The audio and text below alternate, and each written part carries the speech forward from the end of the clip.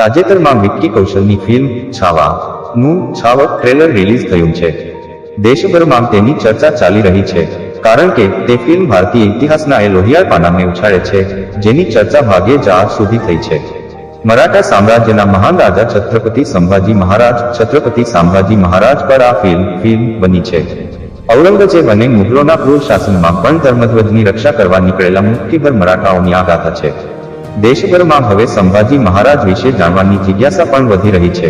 આ વિશેષ અહેવાલમાં આપણે છત્રપતિ સંભાજી મહારાજના જીવન અને ધર્મ માટેના તેમના સર્વોચ્ચ ત્યાગ વિશે વાત કરવા જઈ રહ્યા છીએ. સૌથી પહેલા તે સમજવું જરૂરી છે કે છાવા એટલે શું. છાવા એક મરાઠી શબ્દ છે. સિંહબાળ કે સિંહના પુત્રને છાવા કહેવામાં આવે છે. ધર્મરક્ષક છત્રપતિ શિવાજી મહારાજના જ્યેષ્ઠ પુત્ર અને પરાક્રમી રાજા હોવાના કારણે છત્રપતિ સંભાજી મહારાજને છાવા તરીકે ઓળખવામાં આવતા હતા.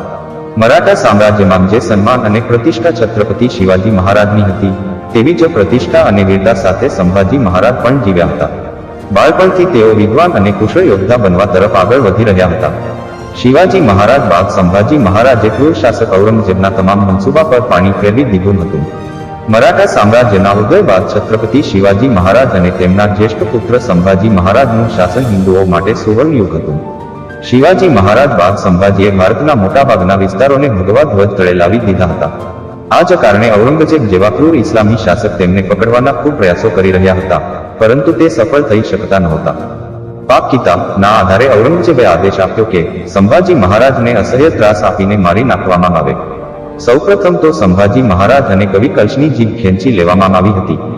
બીજા જ દિવસે તેમની આંખોમાં ગરમ સળિયા નાખીને અંધ કરી દેવામાં આવ્યા.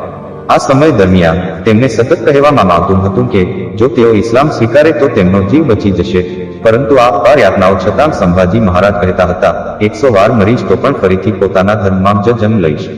આ ઘટના બાદ સંભાજી મહારાજ અને કવિ કલશના નખ પણ ખેંચી લેવામાં આવ્યા હતા. ધીરે ધીરે તેમની ખાલ ઉતારવામાં આવી અને આંગળીઓ પણ એક એક કરીને કાપી નાખવામાં આવી હતી.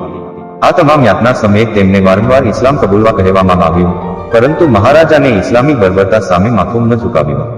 સૌથી ભયાનક યાતનાઓ આપ્યા બાદ ઔરંગઝેબે બંને યોદ્ધાઓના માથા વાઢી નાખવાના આદેશ આપ્યા અને કહ્યું કે તેમના શરીરના ટુકડા ટુકડા કરીને ફેંકી દેવામાં આવે. ઔરંગઝેબે આખી જિંદગી પ્રયાસ કર્યા, પરંતુ તે સંભાજી મહારાજને ક્યારેય ઝુકાવી શક્યો નહીં. મરાઠા સામ્રાજ્યના રાજાની ક્રૂર હત્યા બાદ મરાઠા છાવણીમાં વાયુવેગે આ સમાચાર પ્રસરી ગયા.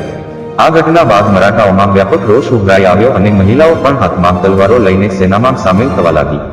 મરાઠાઓએ પોતાના મૃત છત્રપતિને સાક્ષી રાખીને સંકલ્પ કર્યો કે ઔરંગઝેબને ક્યારેય દખ્ખણ જીતવા નહીં દેવાય.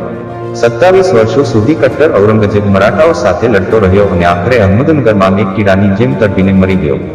આપણા ઇતિહાસના પુસ્તકો આ વાસ્તવિક અને ક્રૂર ઘટનાને કાયમ છુપાવતા રહ્યા છે, પરંતુ દરેક હિન્દુએ આ ઇતિહાસને જાણવાની ખૂબ જરૂર છે.